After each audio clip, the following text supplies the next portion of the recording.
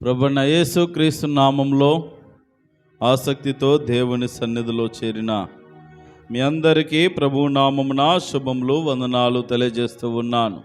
అందరికి వందనాలు. ప్రభునందు ప్రేమన దోమ బిడ్డలారా, ఈరోజున అపోస్తుల కార్యములు 5వ అధ్యాయము మొదటి 10 వచనాలు ధ్యానం చేయబోతూ ఉన్నాం. ఈ లేఖన భాగము దరిదాపుగా మనం చాలా సందర్భాల్లో విని ఉంటాం, నేర్చుకున్నటువంటిదే. అయితే మరొక తరుణమున ఈ లెంట్ డేస్లో ఈ సందర్భాన్ని జ్ఞాపకం చేసుకుంటాం. మన జీవితాలకు ఎంతైనా మరి అవసరమైనటువంటి లేఖన భాగం అని భావిస్తూ ఉన్నాను. ప్రభునందు ప్రేమన దోమ బిడ్డలారా, జ్ఞాపకం చేసుకున్నట్లయితే ఈ ఆదిమ సంఘంలో ఉన్నటువంటి 2 వ్యక్తులను మనం చూస్తూ ఉన్నాం. ఈ చరిత్ర అనగా ఈ 5వ అధ్యాయం మొదటి 10 వచనాల్లో వ్రాయబడినటువంటి సందర్భం, అననీయ సప్పీరా అనేటటువంటి 2 భార్యాభర్తలు ఉన్నారు. వారిద్దరు కూడా వారి పొలము కాస్త ఉన్నప్పుడు దాన్ని అమ్మేశారు. అమ్మేసి వాళ్ళు ఆ వచ్చినటువంటి ధనమంతా తీసుకొని వచ్చి అపోస్తుల పాదముల యొద్ద పెట్టాలి, అంటే సేవకులకు ఇవ్వాలి. సేవకులు ఏం చేస్తారంటే దానిని చేరివచ్చిన ప్రజలందరికీ సముష్టిగా పంచి పెడతారు. అలా వీరు ఈ ఒక్క కుటుంబము కాదు. మీరు గమనించినట్లయితే అపోస్తుల కార్యములు 4వ అధ్యాయము ఈ 32 నుండి చివరి వరకు మనం గమనిస్తే అర్థమవుతుంది. ఒకసారి 32వ వచనం చదవండి. విశ్వసించిన వారందరూ ఏక హృదయమును ఏకాత్మయు గలవారయుండిరి. ఎవడును తనకు కలిగిన వాటిలో ఏదియు తనదని అనుకొనలేదు. వారికి కలిగినదంతయు వారికి సమిష్టిగా ఉండెను. ప్రభునందు ప్రేమన దోమ బిడ్డలారా, జ్ఞాపకం చేసుకుందాం. ఇక్కడ విశ్వసించిన వారందరూ అనగా సంఘానికి వస్తున్నటువంటి విశ్వాసులందరూ కూడా ఏక హృదయము కలిగి ఉన్నారు, ఏక ఆత్మ కలిగి ఉన్నారు. వారికి కలిగినది ఏది కూడా ఇది నాది అనే భావము ఎవరిలో రాలేదు. ఇది మనది అనే భావన వారికి ఉన్నది.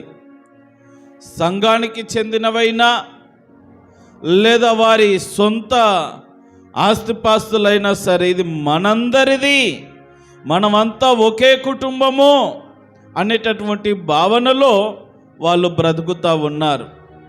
అయితే మరి అలనాడు సంఘంలో చాలా మరి గొప్ప గొప్ప సంపన్నులు ఉన్నారు, కడుబీద వాళ్ళు ఉన్నారు, మరి వివిధ సంస్కృతులకు చెందినటువంటి వాళ్ళు ఉన్నారు. అప్పుడు ఏమైపోతుందంటే, ఇదిగో కొరింథీ పట్టణంలో కదా ఏ రీతిగా విభేదాలు పుట్టుకొచ్చాయో, వీళ్ళ మధ్యలో కూడా మేము గొప్పవాళ్ళము, మాకు జ్ఞానం ఉన్నది, మేము చదువుకున్న వాళ్ళము, మీకు ఏమీ లేదు అనేటటువంటి కాస్త ఏమంటారంటే ఈ తారతమ్యం అనేటటువంటిది, విభేదాలు అనేటువంటివి వస్తూ ఉంటాయి. అలాంటివి భవిష్యత్తులో ఎప్పుడు కూడా రాకుండా మనం అందరం ఒక పని చేద్దాం. ఏంటి అని అంటే, ఎవరికి మరి సంపన్నులుగా ఎవరైతే ఉన్నారో, పొలం ఉంటే పొలము కానీ, ఇండ్లు ఉంటే ఇండ్లు కానీ, అంటే ఉన్నాయని వదిలిపెట్టి వచ్చి కూర్చోవాలని కాదు. కానీ ఇప్పుడు కొంతమందికి 2-3 ఇండ్లు ఉంటాయి, దేవుడు దీవించి అనుగ్రహించినవి. మరి కావలసినంత కంటే ఎక్కువ పొలము కలిగిన వారు, ఆస్తిపాస్తులు సంపన్నులైనటువంటి వారు ఉన్నారు. కాబట్టి ఈ రీతిగా వాళ్ళు ఏం చేయాలంటే అమ్మివేసి వచ్చినటువంటి ధనమును తీసుకొచ్చి సంఘములో నాయకులకు అప్పగించాలి. దాన్ని వాళ్ళు ఏం చేశారంటే అందరికీ సమానంగా పంచిపెట్టారు. ఇప్పుడు సంఘంలో ఒక 10 మంది బీద వాళ్ళు ఉన్నారు, వాళ్ళ దగ్గర ఏమీ లేదు. ఇంకో 10 మంది సంపన్నులు ఉన్నారు. వీళ్ళు ఏం చేశారంటే వాళ్ళు ఉన్నదంతా అమ్మేసి తలో ₹1,00,000 పట్టుకొచ్చారు. వీళ్ళ దగ్గర ఏమీ లేదు. తీసుకొచ్చిన ప్రతి ₹1,00,000 సగం వీళ్ళకు పంచిపెట్టారు, సగం వాళ్ళ దగ్గర ఉన్నది. అంటే ఇప్పుడు వీళ్ళ దగ్గర 50,000 ఉన్నాయి, వాళ్ళ దగ్గర 50,000 ఉన్నాయి. అంటే ఇప్పుడు ఏ గోల లేదు, నువ్వు ఎక్కువ తక్కువ అనేది లేదు, అందరూ సమానమే, అందరూ ఒకటే, అందరూ ఒకే ఆత్మ సంబంధమైన కుటుంబము ఆ రీతిగా వ్యవహరిస్తూ ఉన్నారు. ఈ ఆలోచన సంఘమంతా ఏకీభవించింది. ఏమండి ఇలా చేద్దామా అని అపోస్తులు దేవుని సేవకులు బోధించి చెప్పినప్పుడు, చేద్దాం సార్, మేము ఒప్పుకుంటున్నామని అందరూ చేతులెత్తారు. ఆ గుంపులో ఈ భార్యాభర్తలు కూడా ఉన్నారు. అందరు తీసుకొచ్చారండి, అందరు తీసుకొచ్చి పెట్టారు. అయితే మనం చాలాసార్లు ఒక స్టోరీ వింటూ ఉంటాం కదా, ఏమంటారు, అది నాకు పెద్ద ఐడియా లేదు, కానీ ఈ రోజున రాజుగారు ప్రకటన చేస్తాడంట వాళ్ళ గ్రామ ప్రజలందరికీ కూడా, ఏంటి, పాలు తీసుకురావాలని. ప్రతి ఒక్కరు కూడా చెంబెడు పాలు, 1 లీటర్ పాలు తీసుకొని వచ్చి అక్కడ ఒక పెద్ద డ్రమ్ము పెడతారు. ఈ రోజున మనం అందరు నీళ్లతో పొలాలను పారబెడితే మనం పాలతో పారబెడదాము, మీరందరూ పాలు తీసుకురండి అని ఆజ్ఞాపించినప్పుడు అందరు తీసుకొస్తూ ఉన్నారంట. కానీ కొంతమంది దొంగలు ఉన్నారు దాంట్లో. పాలల్లో నీళ్లు కలిపితే తెలుస్తుందా? అందరు తీసుకొచ్చి ఇట్లా పోషిస్తూ ఉన్నారు కదా, మనం కూడా ఏదో పట్టుకోపోయినట్టు నీళ్లు పట్టుకెళ్ళి దాంట్లో కలిపేద్దాం అన్నట్టుగా కొంతమంది అలా కలుపుతూ ఉన్నారన్నమాట. తర్వాత ఒక రోజున వాళ్ళు కూడా పట్టుబడ్డారు. ప్రేమైన దేవుని బిడ్డలారా, ఇక్కడ జరిగిన సన్నివేశము కూడా అక్షరాలు అలాగే కనబడుతూ ఉంటుంది. అందరూ ఒకే హృదయం ఉన్నది, అందరూ ఒకే ఆత్మ కలిగి ఉన్నారు, ఒకే నిర్ణయానికి కట్టుబడి ఉన్నారు, ఒకే ఆలోచన వైఖరి వారిలో ఉన్నది. కానీ వీళ్ళిద్దరు కాస్త వ్యత్యాసంగా ఆలోచన చేశారు. అందరు తీసుకొస్తున్నారు కదా, మనం తీసుకోపోకపోతే, మళ్ళీ తీసుకోపోకపోతే మాట వస్తుంది. పాస్టర్ గారు లేకపోతే నాయకులు అందరు మనల్ని చూసి మనల్ని అంటూ ఉంటారు. కాబట్టి ఇదిగో ఎంతకైతే అమ్ముతున్నామో అంత తీసుకొని వెళ్తే మళ్ళీ మనకేం మిగులుద్ది, తీసుకెళ్ళి సగం మనం పెట్టుకుందాం, సగం ఇచ్చేద్దామని ఒక నిర్ణయానికి వచ్చారు. వెళ్ళి సేవకుల దగ్గర అబద్ధములాడారు. అదే మనం చదువుతూ ఉంటాం. ఒకసారి 5వ అధ్యాయం 1వ వచనం నుండి చదవండి. అననీయ నువ్వు ఒక మనుషుడు తన భార్య అయిన సప్పిరాతో ఏకమై పొలమమ్మెను, భార్య ఎరుకనే. జాగ్రత్తగా వినండి, వీళ్ళిద్దరు కూడా కలిసి ఐక్యతతోని పొలమమ్మారు. ఎవరు? భార్యాభర్తలు ఇద్దరు కూడా, అననీయ సప్పిరా అనేటటువంటి ఇద్దరు కూడా ఎంత కమ్ముతున్నారు అనేటటువంటిది ఇద్దరికి తెలుసు. తనకు తెలియకుండా ఈయనొక్కడే అమ్మట్లేదు, ఈయనకు తెలియకుండా ఆమె అమ్మడం లేదు. ఇద్దరు కలిసే పొలం అమ్మారు, ఏకమై పొలం అమ్మారు. తర్వాత భార్య ఎరుకనే వాడు దాని వెలలో కొంత దాచుకొని కొంత తెచ్చి. ఈ మాట జ్ఞాపకం చేసుకోవాలా మీరు. కొంత దాచుకొని కొంత తెచ్చి. మనిషి పడిపోయే తత్వం ఎక్కడున్నదయ్యా అంటే ఇదిగో ఇక్కడే. ఇంతవరకు వీరు విశ్వాసములో, సంఘములో విశ్వాసులుగా, వారి వ్యక్తిగత జీవితంలో ఆత్మీయులుగా చక్కగా స్థిరంగా నిలబడినటువంటి వ్యక్తులే వీళ్ళు. వీళ్ళ ఆత్మీయ జీవితం ఎక్కడ పతనమైపోయింది, ఎక్కడ వీళ్ళు సన్నగిల్లారు విశ్వాసములో అనంటే, పొలము అమ్మారు బాగానే ఉన్నది, కానీ వాళ్ళు చేసిన పని ఏంటంటే కొంత దాచుకున్నారు, కొంత తెచ్చారు. వాస్తవంగా రూల్ ప్రకారముగా, వాళ్ళు ఒప్పుకున్న నిర్ణయము ప్రకారముగా, ఒప్పుకోలు ప్రకారముగా వాళ్ళు అమ్మినదంతా తీసుకొని వస్తే లాజిక్ ఇక్కడ ఉన్నది. ఇందాక చెప్పాను కదా నేను, తీసుకొచ్చి మొత్తం ఇస్తే దాంట్లో సగం వేరే వాళ్ళకు దాంట్లో సగం వీళ్ళకు కూడా వస్తుంది. వాళ్ళ దాంట్లో కూడా వాళ్ళకు పాలు ఉంటుంది. వాళ్ళ సొమ్ము ఏం ఊరికే పోదు, వాళ్ళకు కూడా దాంట్లో పాలు దక్కుతుంది. కానీ వాళ్ళు ఇచ్చేదేంటి, అసలు మనమే తీసుకుందామనేసి సగం దాచిపెట్టుకున్నారు, సగము దేవుని సన్నిధికి తీసుకుని వెళ్ళారు. తర్వాత చదవండి. అప్పుడు పేతురు అపోస్తలుల పాదముల మీద పెట్టెను. అప్పుడు పేతురు అననీయా, నీ భూమి వెలలో కొంత దాచుకొని, జాగ్రత్తగా వినండి, నీ భూమి వెలలో కొంత దాచుకొని పరిశుద్ధాత్మను మోసపుచ్చుటకు సాతాను ఎందుకు నీ హృదయమును ప్రేరేపించెను?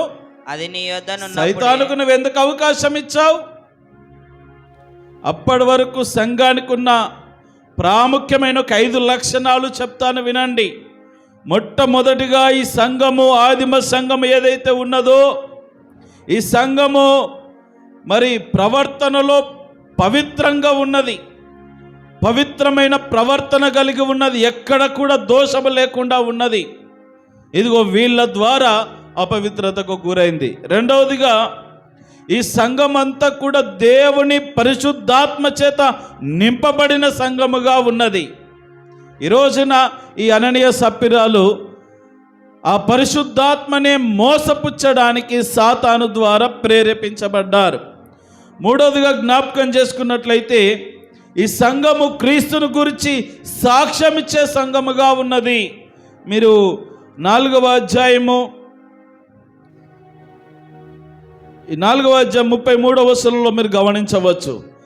క్రీస్తుని గురించి, క్రీస్తు పునరుత్థానము గురించి, శిలువ మరణము గురించి సాక్ష్యం ఇచ్చే సంఘముగా ఉన్నది. తర్వాత 4వదిగా జ్ఞాపకం చేసుకున్నట్లయితే ఈ సంఘము దినదినము అభివృద్ధి చెందుతున్న సంఘముగా ఉన్నది. ఈ రోజున అభివృద్ధిని అడ్డుకునే కార్యక్రమము ఇదిగో వీరి ద్వారా ప్రారంభించబడతా ఉన్నదన్నమాట. కాబట్టి తర్వాత ఇంకా 5వదిగా గమనిస్తే సంఘములో ఐక్యత ఉన్నది. ఈ రోజున వీరిద్దరు చేసిన పనిని బట్టి సంఘం యొక్క ఐక్యత దెబ్బతీసే విధముగా కనబడతా ఉన్నది.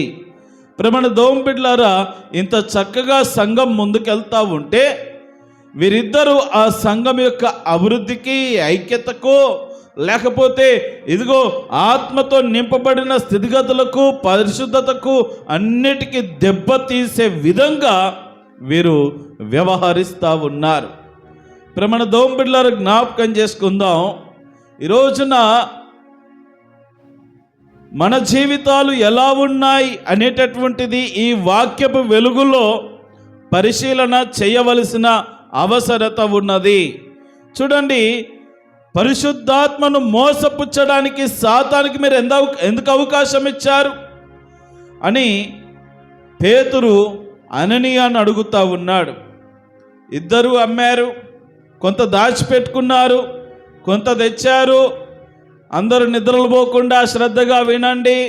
అందరూ చేతులు పైకెత్తండి, హల్లెలూయా. దించండి, మళ్ళీ పైకెత్తండి, దించండి, మళ్ళీ ఎత్తండి. నిద్రలు వేయాలంటే లేపుకుంటూ కూర్చుంటే పెడతా 5 సార్లు, దెబ్బకు నిద్ర మొత్తం వదులుతుంది. ప్రేమణ దోంబిడ్లారా, జ్ఞాపకం చేసుకుందాం. ఇన్ని మంచి లక్షణాలు ఉన్నటువంటి సంఘంలో ఒక ఏమంటారంటే, ఏం పురుగు అంటారు అది, తొలి పురుగు, దాన్ని పంటలో మొగి పురుగు అంటారు మామూలుగా. అదేం చేస్తుందంటే వేరును తోల్చేస్తుంది అన్నమాట, చెట్టు అంతా పాడైపోయింది. అలాంటి పురుగులాగా తయారైపోయారు వీళ్ళు. ప్రేమణ దోంబిడ్లారా, జ్ఞాపకం చేసుకున్నట్లయితే సాతానుకు వాళ్ళు హృదయం ఇచ్చేశారు, సాతానుకు అవకాశం ఇచ్చేశారు. ఇద్దరు అనుకున్నారు, అమ్మేశారు, సగం దాచుకున్నారు, సగం తీసుకొచ్చారు. ఏమయ్యా, ఎంతకమ్మారు మీరు? ఇంతకేశారు. అదేంటి, మీరు అమ్మింది ఇంతకు కదా, ఎందుకలా అబద్ధం చెప్తా ఉన్నావు?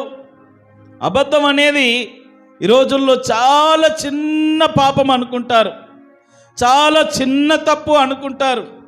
అబద్ధం ఎంత ఘోరమైన తప్పో ఒకసారి చదవండి. ప్రకటన గ్రంథము 21వ అధ్యాయం 8వ వచనం చదవండి. ప్రకటన గ్రంథము 21వ అధ్యాయము 8వ వచనం. పిరికివారును, అవిశ్వాసులను, అసహ్యులను, నరహంతకులను, వ్యభిచారులను, మాంత్రికులను, విగ్రహారాధికులను, అబద్ధికులందరూ జాగ్రత్తగా వినండి. అబద్ధికులందరూ అగ్ని గంధకములతో మండు గుండములో పాలు పొందుతారు. అంటే నరకానికి వెళ్తారు. జాగ్రత్త, అది రెండవ మరణం. దేవుని వాక్యం చెప్తా ఉన్నది. అబద్ధికులు కూడా వెళ్తారా? అబద్ధం అంత ఘోరమైన నేరమా, పాపమా? ఎస్, అసలు పాపం పుట్టిందే అబద్ధం ద్వారా. ఇది నిజమా? అబద్ధాన్ని నిజముగా నమ్మించి సాతానుడు మనుషులను మాయ చేసి మభ్యపెట్టి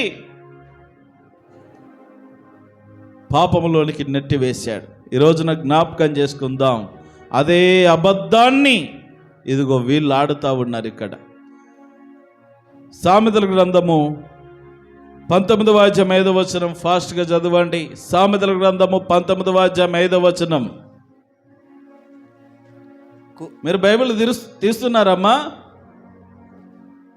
నేనేం చెప్పినా, ఎప్పుడు వాక్యం చెప్తున్నా వాళ్ళని చదువుమన్నప్పుడు మీరు ఏం చేయాలి? 2 పేజీలు తిరిగేయాల. మీరు చదవకపోయినా చదివినట్టే, వాళ్ళకంటే మీరే బాగా చదువుతారు. కూట సాక్షి సామెతల గ్రంథము 19వ అధ్యాయము 5వ వచనం. అదేనా? ఎస్, చదవండి. కూట సాక్షి శిక్ష నొందకపోడు, అబద్ధములాడువాడు తప్పించుకొనడు. అందరు చెప్పండి మీ పక్కన వాళ్ళతో, అబద్ధములాడితే తప్పించుకోలేము. దేవుని వాక్యం చెప్తా ఉంది, అబద్ధములాడువాడు తప్పించుకొనడు. మనం అబద్ధములాడి ఎన్ని దాచిపెట్టినది దాగదు. ఈ రోజున మన ధ్యానాంశం కూడా అదే, దాస్తే దాగదు.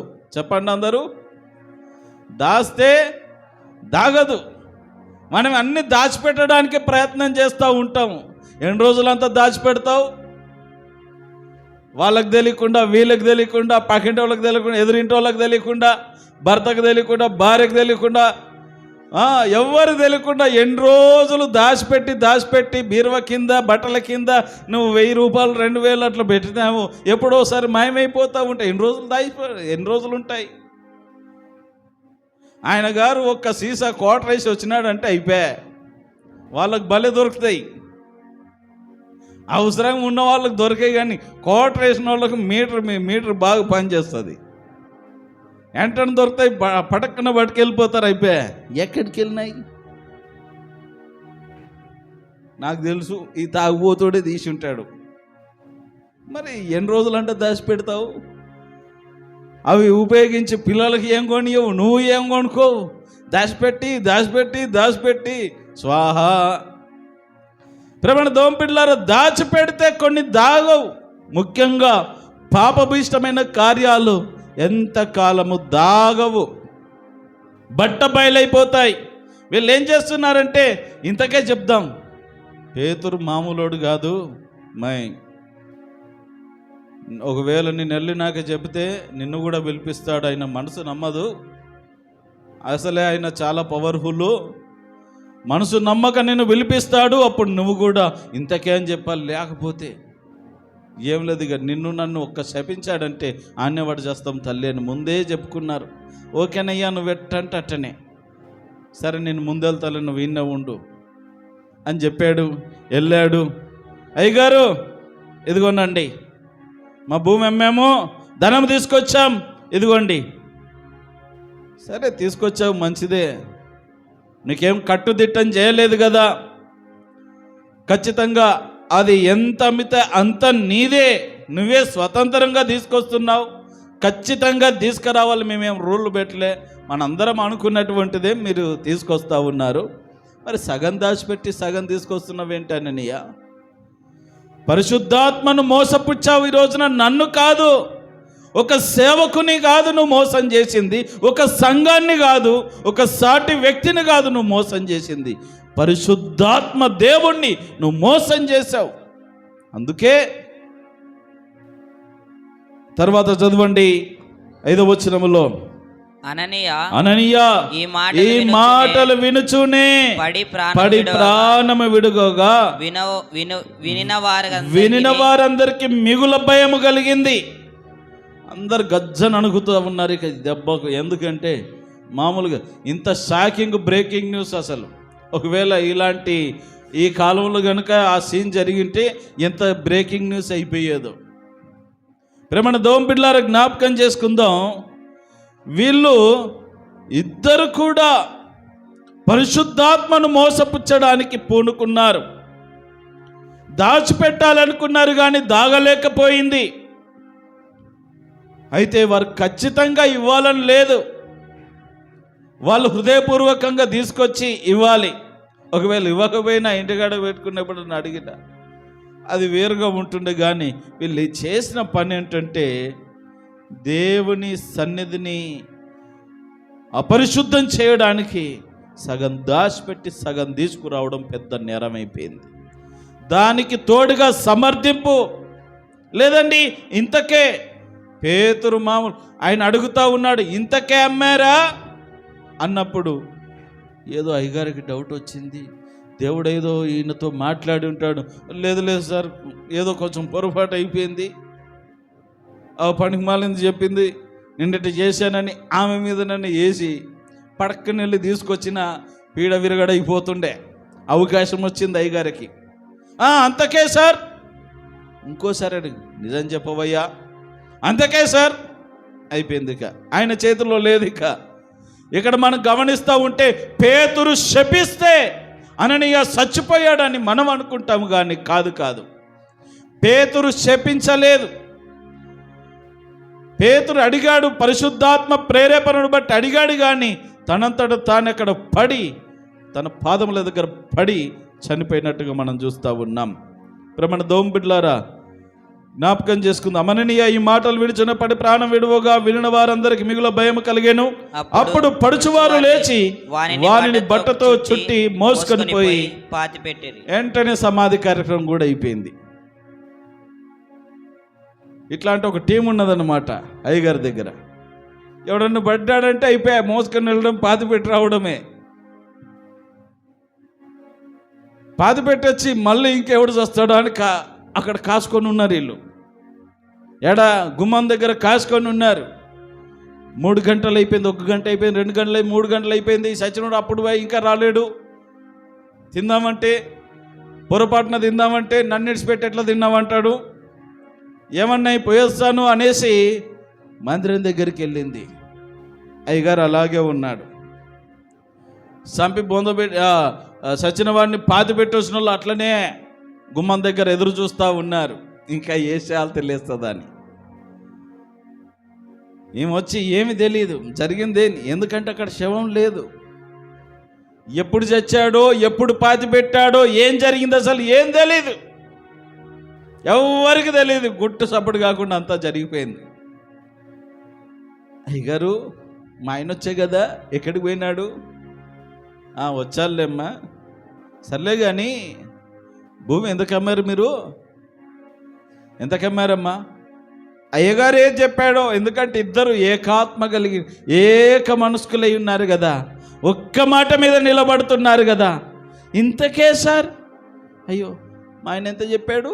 50,000 కదా, నేను కూడా 50,000, 1,00,000 అన్నానంటే మళ్ళీ ఇంకో 50,000 పోతాయి. 50,000కే సార్.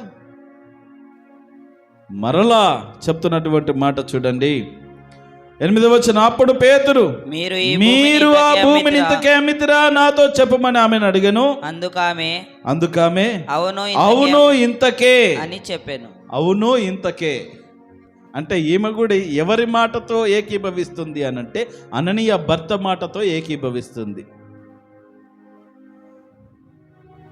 ఒకరు తెలవకుండా ఒకరు అబద్ధాన్నే గక్కారు. అబద్ధం ద్వారా తీరని నష్టాన్ని వారు అనుభవించారు. తర్వాత జ్ఞాపకం చేసుకున్నట్లయితే అందుకు పేతురు ప్రభు యొక్క ఆత్మను శోధించడానికి మీరెందుకు ఏకీభవించితిరి? ఇదిగో నీ పెనిమిటిని పాతి పెట్టిన వారి పాదములు అక్కడ డోర్ దగ్గర ఉన్నారు తల్లి, వాకిట్లనే ఉన్నారు వాళ్ళు. నిన్ను కూడా పాతి పెడతారు. వెళ్ళు, శ్మశానానికి వెళ్ళు, నీ భర్త పక్కన ఏం ఫీల్ కాకు. ఇంత ఐక్యతతో ఉన్నారు కదా, ఇప్పుడు కూడా ఐక్యతతో అరే పక్కనే బాధ పెట్టండి రా, పక్కనే ఎంత ఐక్యతతో ఉంటారు. ఇక మళ్ళీ పొరపాటున విడగొట్టేశారు, పక్కనే బాధ పెట్టించేసాడు అయ్యగారు. రేపటి దేవుని బిడ్డలారా జ్ఞాపకం చేసుకుందాం. ఈ రోజున అవకాశాన్ని సద్వినియోగం చేసుకునే పరిస్థితి కూడా ఇద్దరిలో లేదు. ఏమని కూడా అడిగాడు, 2 సార్లు మరలా అడుగుతా ఉన్నాడు, ఏమ్మా ఎంత కమ్మారు మీరు? ఇంతకేసారు. లేదమ్మా ఇంకోసారి ఆలోచన చేయి. మనకి ఇక్కడ స్పష్టంగా వివరంగా రాయబడలేదు, కానీ నేను అనుకుంటా ఉన్నాను, ఇంకోసారి ఆలోచన చేయి. అంతకే సార్, ఇద్దరిక బదురుకొని వచ్చారు కాబట్టి చేసేది ఏమున్నది, ఎల్లుక పరదేశులమో ప్రియులారా. వాడు పాట కంజర కొట్టోడు కంజర, ఈ మోసటోడు మేసటోడు అన్నీ రెడీగా ఉన్నాయి, సంసిద్ధంగా ఉన్నాయి. ఆమె పడిపోవడం ఆలస్యం, తీసుకొని వెళ్ళిపోతూ ఉన్నారు. ప్రేమణ దేవుని బిడ్డలారా జ్ఞాపకం చేసుకుందాం. ఒక అబద్ధం, ఒక అనవసరమైనటువంటి ఐక్యత ఇద్దరు మనుషుల ప్రాణము తీసింది. ఇక్కడ వారికి వారే దేవుని ఉగ్రతకు గురైపోతా ఉన్నారు. ఇక్కడ పేతురు ప్రమేయం ఏం లేదండి, పేతురు సేవకునిగా నిలబడ్డాడు అంతే. పరిశుద్ధాత్మను వాళ్ళు మోసపుచ్చినందున వాళ్ళు భయంకరమైనటువంటి మరణాన్ని వాళ్ళు పొందుకోవడం జరిగింది. ప్రమాణ దోంబిడ్లారా జ్ఞాపకం చేసుకుందాం. వాళ్ళు ఏమనుకున్నారంటే దాచిపెడదాం, దీన్ని అనుభవించుదాం అని అనుకున్నారు. కానీ ఇప్పుడు ఇది పోయింది, అది పోయింది, ఏది పనికిరాదిక. ప్రమాణ దోంబిడ్లారా దాచిపెట్టాలనుకున్నారు కానీ అది దాగలేదు. ఎంతో కాలం మన జీవితంలో కూడా కొన్ని దాచిపెట్టడానికి ప్రయత్నం చేస్తూ ఉంటాం. ఒప్పుకునే స్థితి మనలో ఉండదు. దేవుడు అవకాశం ఇస్తూ ఉంటాడు. ఇదిగో ఈ 40 రోజుల్లోనైనా ఒప్పుకొని జీవితం బాగు చేసుకుంటావని, ఈ రోజైనను, ఈ ఆదివారమైనను, ఈ సమయమైనను, ఈ కూడికలోనైనను నువ్వు ఒప్పుకొని విడిచిపెట్టి నీ జీవితాన్ని సరిచేసుకుంటావని దేవుడు అనేక మార్లు మనకు అవకాశం ఇస్తూ ఉంటే, అవునండి నేనేం చేయాలి, నేను చాలా మంచిదాన్ని, నేను చాలా మంచివాడిని. మనుషుల దగ్గర మెప్పించుకోవచ్చు, సేవకుల దగ్గర మెప్పించుకోవచ్చు, అధికారుల దగ్గర మెప్పించుకోవచ్చు, కానీ దేవుడు ఒప్పుకోడుగా. దేవుని దగ్గర మెప్పించుకోలేము కదా. దేవుడు మన జీవితాలను బయలు చేస్తాడు. అక్కడి నుండి తప్పించుకోవడం ఎవరి తరము కాదు. ఇక్కడ జరిగింది అదే. ఎంత దాచిపెట్టుకోవాలనుకున్నా ఆ పాపము దాగలేకపోయింది. చివరికి మరణాన్ని వాళ్ళు కొని తెచ్చుకున్నారు. ప్రేమణ దోంబిడ్లారా జ్ఞాపకం చేసుకుందాం. ఈ రోజున మన జీవితంలో రహస్యమైనవి ఏమి దాచిపెట్టడానికి ప్రయత్నం చేస్తున్నాము? ఎన్నాళ్ళుగా నువ్వు దాచిపెడుతూ దేవుని సన్నిధిలో ఒప్పుకోకుండా కప్పిపెడుతూ ఇంకా దాచిపెట్టే దుస్థితిలోనే ఉన్నావేమో. ఈరోజున దేవుడు నీ కొరకే ఈ పాఠాన్ని చెప్తూ ఉన్నాడేమో. ఇంకా దాచిపెట్టకపోకు. దేవుడు అవకాశం ఇస్తూ ఉన్నాడు. వాళ్ళకు అవకాశం లేదు, ఇంత సమయం లేదు. మనం ఎన్నాళ్ళ నుండి దాచిపెడుతున్నాము, ఎన్ని రోజుల నుండి దాచిపెడుతున్నాము. భర్త దగ్గర, భార్య దగ్గర, ఇందాక చెప్పినట్టు చిన్న చిన్న విషయాల్లోనే దాచిపెడితే దాగనప్పుడు మన రహస్యమైనటువంటి జీవితాలు, పాపభూయిష్టమైనటువంటి జీవితాలు, భర్తకు తెలియకుండా భార్య, భార్యకు తెలియకుండా భర్త ఎన్ని విధాలుగా వ్యవహరిస్తూ ఉన్నారు. మనుషులు తెలుసుకోకపోవచ్చు కానీ దేవుడు తెలుసుకోలేడా? తెలుసుకున్నా కానీ ఎందుకు చూస్తా ఊరుకుంటున్నాడంటే కాస్త అవకాశం ఇస్తూ ఉన్నాడు. లేకపోతే ఎప్పుడో సిటికేశాడంటే సిద్ధంగా ఉంటారు పరిచారకులు. ఎందుకు? లేపడానికి. పరదేశులము ఎన్నాడో పాడెక్కే వాళ్ళం, కానీ ఇంతవరకు మనము క్షేమంగా బ్రతికి బట్టగట్టగలుగుతున్నామనంటే దేవుడిచ్చినటువంటి అవకాశం. జార విడుచుకోకు, ఒప్పుకొని విడిచిపెడితే ఆ పాపము నుండి, శాపము నుండి, ఉగ్రత నుండి విడుదల పొంది దేవుని రాజ్యాన్ని మనం స్వతంత్రించుకున్న వారం అవుతాం. ఈ మరణము జరిగేసరికి సంఘమంతా సెట్ అయింది. కొన్నిసార్లు మన వరకు వస్తే కానీ అర్థం కాదు. ఇక్కడ జరిగింది అదే. ప్రేమణ దేవుని బిడ్డలారా, దేవుని సన్నిధిలో ఉన్నప్పుడు భయము కలిగి ఉందాం. దేవుని సన్నిధికి వచ్చినప్పుడు భయము కలిగి వద్దాం. దేవుని సన్నిధిలో ఉన్నప్పుడు అబద్ధానికి, మోసానికి ఏ విధమైన చోటు లేకుండా మనం వ్యవహరించినట్లయితే మన జీవితాలు బాగుపడతాయి. బయట ఉన్నట్టే ఇక్కడ ఉన్నామంటే దేవుడు ఒప్పుకోడు. అవకాశాలు ఇస్తా ఉన్నాడు. ఇంకా అవకాశాలను సద్వినియోగం చేసుకుందాం. ఇదిగో ఈ సంవత్సరములో ఈ 40 రోజులు మరలా నీకు అవకాశం ఇచ్చాడు కదా, సద్వినియోగం చేసుకో. ఒప్పుకొని విడిచిపెట్టు, సరి చేసుకో, బ్రతుకుదిద్దుకో, కుటుంబాన్ని కాపాడుకో, కుటుంబాన్ని రక్షించుకో, నీ భర్త, నీ భార్య, నీ పిల్లల్ని నువ్వు సంరక్షించుకో. దాచిపెట్టవాకు. దాచిపెడితే ఎన్ని రోజులు దాగదు, ఎన్ని రోజులైనా బట్టబయలు కావాల్సిందే. కాబట్టి దాచిపెట్టకండి, అది దాగదు గనుక ఒప్పుకొని విడిచిపెడితే మీ పాపాలు క్షమించబడతాయి, క్షమాపణ దొరుకుతుంది, మీ జీవితాలు బాగుపడతాయి. అట్టి కృపను, ధన్యతను, భాగ్యాన్ని దేవదేవుడు మీకు ఎల్లరికి అనుగ్రహించి నడిపించునుగాక. అందరం లేచి